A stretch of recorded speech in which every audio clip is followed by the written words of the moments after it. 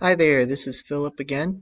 Today we're going to take a look at my Chapter 6 Java programs. I hope you enjoy it and hope that you enjoyed the chance to take a look at my work. So without much further ado, let's jump right into it. Alright, so first up we're going to take a look at the room dimension problem. This was problem number 3 in the book. And you were supposed to calculate the amount of carpet that would be needed and then the cost of an installation and pretty much everything after that. I decided to do this all within one Java program and all within one class just for simplicity's sake. You can see up top that I've got all of my variables needed to hold the data for the room dimensions.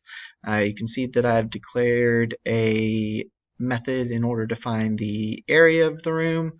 You can see that I created a class for the cost of the carpet, and also you can see that I've created a room here. And then, of course, it calls upon a method to get the total cost that it would cost to install the carpet. So I'm going to go ahead and show you that the program does indeed run.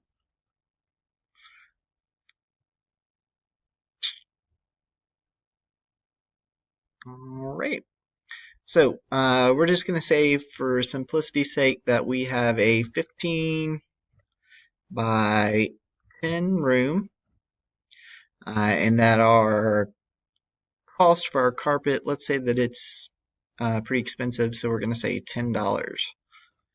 All right.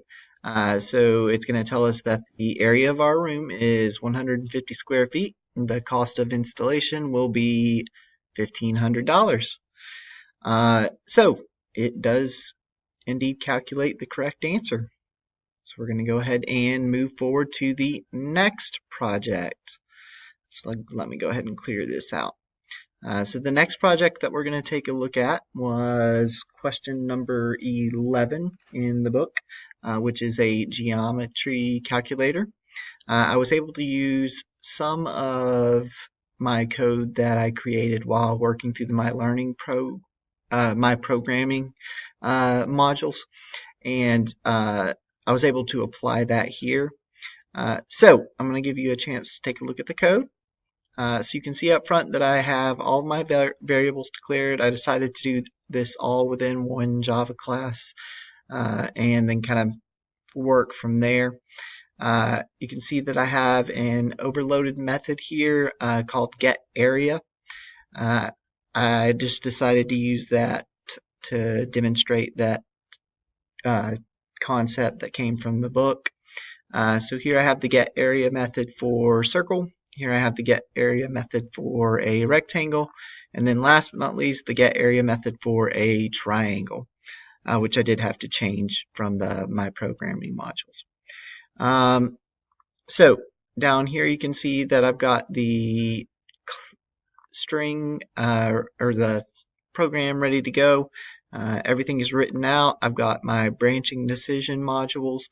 In the event that someone puts in a radius or a length or a height or pretty much anything less than 0 or equal to 0, because that's not necessarily going to give them any sort of answer. I believe if you put in 0, basically what you're going to get is the answer 0 because it's a non-existent shape.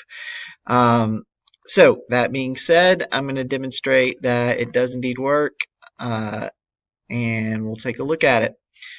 So this one might take a little bit longer because it's got so many options that you can go through. So we're going to go ahead and run it.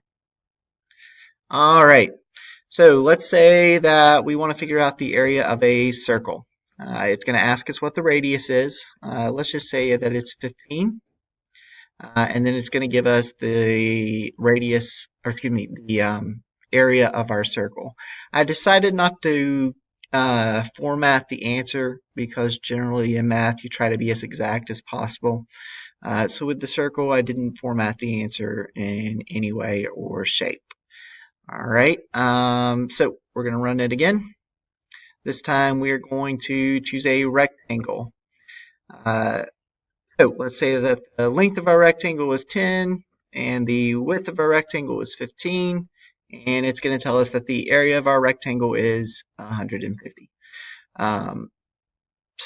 It does indeed calculate rectangles correctly. So moving finally to the triangle, let's say that we want to have a base of 15 and that our height is 15 as well.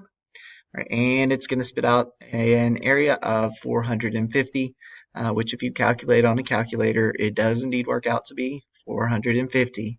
And then just to show everything, if you do put in the selection number 4, it closes out the program. You can see where it's cleared here and stopped the program from running. So let me go ahead and clear out everything here.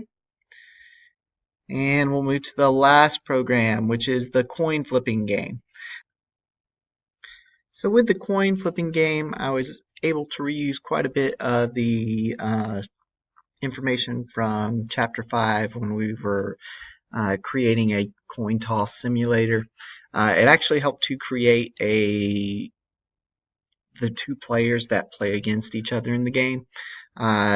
Originally, I thought it would be a really cool idea to let the actual user of the program take a guess and basically play against a computer, but since the problem specified that you had just basically 2 computer-controlled players playing against each other, I just decided to go that route instead.